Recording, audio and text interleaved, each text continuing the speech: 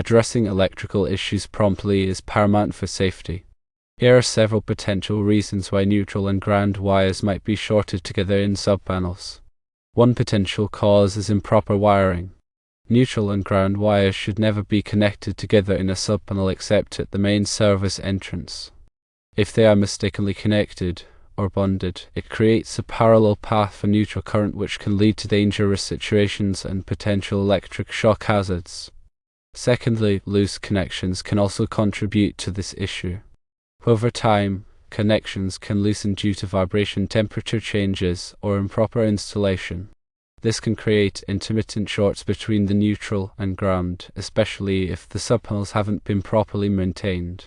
Ensure all connections are tight and secure. Damaged wiring is another factor to consider. Insulation on wires can become damaged because of age, physical stress, pests, or environmental factors. This exposes the conductors and potentially causes shorts between the neutral and ground. Inspect the wiring for any signs of damage, such as cracks, fraying, or discoloration. Overloading can also lead to this issue. Excessive current draw can overheat and damage neutral and ground wires, ultimately resulting in shorts. Ensure the subpanels are not overloaded and that the circuit breakers are appropriately sized for the load. A qualified electrician should investigate and resolve this issue promptly. Leaving it unattended poses a serious safety hazard, including electric shock, fire, or property damage. Furthermore, one must consider the possibility of shared neutral connections, also known as multi-wire branch circuits. If not wired correctly, these can create an imbalance and cause neutral current to flow through the ground. Double-check that each neutral conductor is connected to the correct circuit. Another possible reason could be related to transient voltage surges. Surges can sometimes damage the insulation between neutral and ground conductors, especially if surge protection is inadequate. Installing surge protection devices, or SPDs, at the main panel and subpanels can help mitigate this risk. Corrosion can also cause problems. In humid or corrosive environments, connections and wiring can corrode over time. This corrosion can create a conductive path between the neutral and ground, leading to a short. Regularly inspect the subpanels for signs of corrosion and clean or replace affected components. The age of the wiring can be a contributing factor as well. Older wiring may have insulation that is deteriorating, making it more susceptible to shorts. If the wiring is old, consider replacing it with new wiring that meets current safety standards. Rodent damage is also a possible cause. Rodents can chew on wires, damaging the insulation and causing shorts. Inspect the subpanels and surrounding areas for any signs of rodent activity, such as droppings or gnawed wires. Correct grounding practices are essential. The grounding system should be properly installed and maintained to ensure a safe path for fault current. Check that the grounding electrodes are properly connected and that the ground wires are sized appropriately. Improperly installed or damaged equipment connected to the subpanels can also cause neutral ground shorts. For example, a faulty appliance with a short between its neutral and ground can introduce this issue into the subpanel. Disconnect any suspected equipment and test the subpanel to see if the short disappears. Check for any water damage. Moisture can create a conductive path between neutral and ground. Inspect the subpanels for any signs of water damage, such as rust or water stains. Ensure the area around the subpanels is dry and free from leaks. Vibration can loosen connections and damage wiring over time. Securely mount the subpanels to minimize vibration. Periodically inspect the connections and wiring for any signs of loosening or damage. The use of incorrect wiring methods can cause problems. Ensure that the wiring methods used in the subpanels comply with the National Electrical Code, or NEC, and local electrical codes. Examples of incorrect wiring methods might be using the wrong type of wire or improperly securing the conductors. Poor workmanship during the installation of the subpanels can also contribute to neutral ground shorts. Ensure that all wiring is installed neatly and professionally. Avoid creating sharp bends in the wires, which can damage the insulation. Thermal expansion and contraction can stress connections and wiring over time. Allow sufficient slack in the wires to accommodate thermal movement. Use expansion fittings where necessary to prevent damage. Be aware of electromagnetic interference, or EMI. In some cases, EMI can induce currents in the grounding system, which can create a false indication of a neutral ground short. Shielded wiring and proper grounding techniques can help minimize EMI.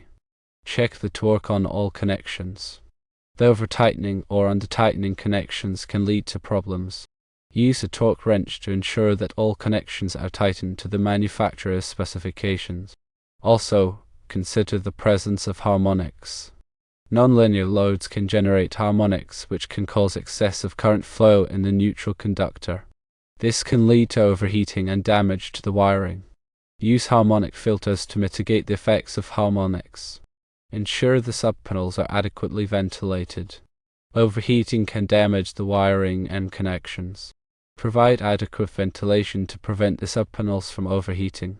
Also, consider the effects of chemical exposure. Exposure to certain chemicals can damage the insulation on wires and cause shorts. Protect the subpanels from chemical exposure. Use appropriate wiring methods for the environment. Review the electrical drawings. Ensure that the subpanel wiring matches the electrical drawings. Any discrepancies should be investigated and corrected. Test the insulation resistance. Use a megometer to test the insulation resistance of the wiring. Low insulation resistance can indicate a potential for shorts. Perform a voltage drop test. A voltage drop test can help identify loose connections or undersized wiring. Correct any voltage drop issues that are found. Check the grounding electrode conductor. The grounding electrode conductor should be properly sized and connected to the grounding electrode. A faulty grounding electrode conductor can compromise the safety of the grounding system. Use the correct type of connectors. Use connectors that are specifically designed for the type of wire being used. Incorrect connectors can lead to loose connections and shorts. Properly label all wiring. Labeling the wiring makes it easier to troubleshoot problems in the future. Use a permanent labeling system that will not fade or peel over time. Document all changes. Keep a record of any changes that are made to the subpanel wiring. This documentation will be helpful for future troubleshooting. Also, consider the use of arc fault circuit interrupters, or SIs. A SIs can detect arc faults, which can be a precursor to shorts. Install a SIs to provide additional protection against electrical fires. Additionally, consider the use of ground fault circuit interrupters, or GFCIs. GFCIs can detect ground faults, which can help prevent electric shock. Install GFCIs in areas where there is a risk of exposure to moisture. Make sure that you comply with the National Electrical Code Article 250 for grounding and bonding requirements. Article 250.24 covers grounding of service-supplied alternating current systems. It details the requirements for grounding the neutral conductor at the service equipment. Article 250.32 addresses grounding requirements for buildings or structures supplied by feeders or branch circuits.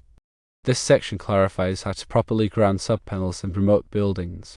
Article 250.50 discusses grounding electrode systems and the various types of grounding electrodes that can be used. Article 250.166 covers sizing the grounding electrode conductor for alternating current systems. This section provides guidelines on selecting the appropriate size conductor based on the size of the service entrance conductors. Article 250.92 outlines bonding requirements for equipment containing service conductors. This section focuses on ensuring that metallic enclosures and other conductive parts are properly bonded together. Article 250.96 discusses bonding other enclosures and raceways. This section provides guidance on bonding non-current carrying metal parts of electrical equipment. Article 300.4 covers protecting conductors from physical damage. It includes requirements for protecting conductors that pass through metal enclosures, raceways, or other structures. Table 310.16, now Table 310.15b16 in the 2020 NEC, provides ampacity ratings for conductors based on their insulation type and temperature rating. This table is essential for selecting the correct size conductors for different applications. Section 408.41 covers the grounding of panel boards. This section specifies the requirements for grounding the metal enclosure of a panel board. Section 547.9 addresses grounding and bonding requirements for agricultural buildings. These buildings have specific requirements due to the presence of moisture and corrosive environments. Reviewing these NEC articles and tables is crucial to ensure electrical safety and compliance. The NEC is updated every 3 years, so always use the latest edition adopted by your local jurisdiction. Finally, remember to de-energize the circuit before working on any electrical equipment. Use appropriate personal protective equipment, or PPE, such as gloves and safety glasses. If you are not comfortable working on electrical equipment, contact a qualified electrician.